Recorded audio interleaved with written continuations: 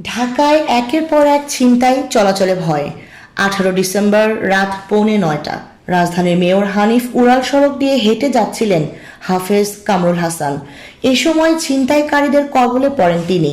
ছিনতাইকারীরা তার পেটে ছুরিকাঘাত করে মুঠোফোন ও 7,000 টাকা নিয়ে যায়।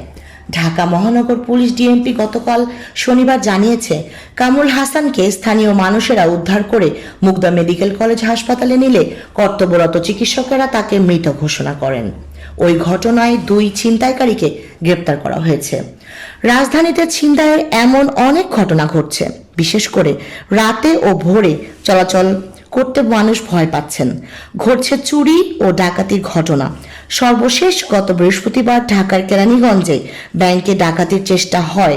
পুলিশ ও ঢাকার আদালত সংশ্লিষ্ট সূত্রে পাওয়া তথ্য অনুযায়ী ঢাকার 50টি থানা এলাকায় গত 1 নভেম্বর থেকে 10 ডিসেম্বর পর্যন্ত 40 দিনে অন্তত 34 জন ছিনতাইয়ের শিকার হয়ে মামলা করেছেন। এই সময় একজন ছিনতাইকারীর হাতে নিহত হয়েছেন। গুরুতর জখম হয়েছেন আরও 4 জন। সাবরিনা টুম্পা, তরঙ্গ টিভি।